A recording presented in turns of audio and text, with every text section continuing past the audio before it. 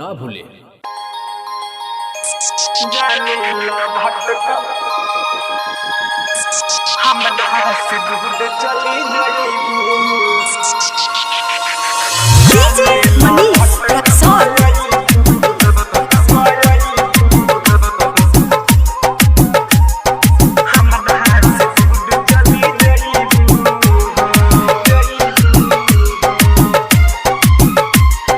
तोड़ी के दिलवाए रानी हमारा से दूर चली जाइबू हो, हमारा से दूर चली जाइबू हो।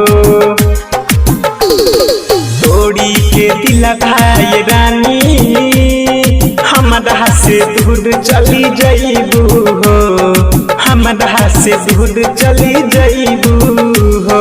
पिया के प्यार में छहा जाइबू, जाके ससुरवा भुला जाइबू जानू हो। सुनिए के फाटे करे जबा जाने लौट कब आइबू हो, हमरा से दूर चली जाइबू हो।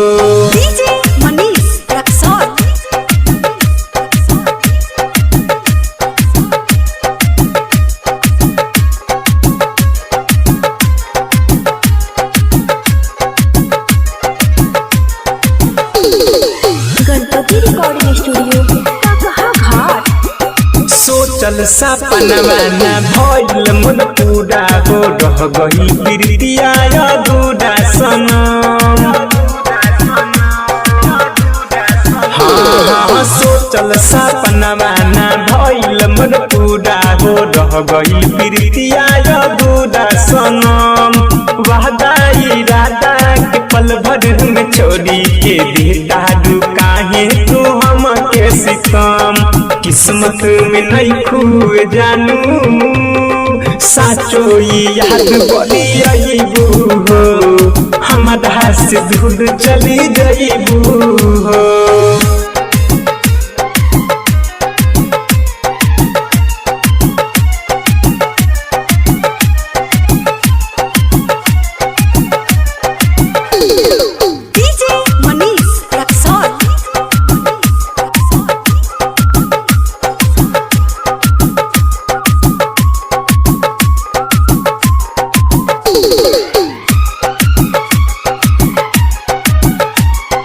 तोहरा बिना अब हम जी के का करब हो, कद गोढ़ी बनो इंतजाम।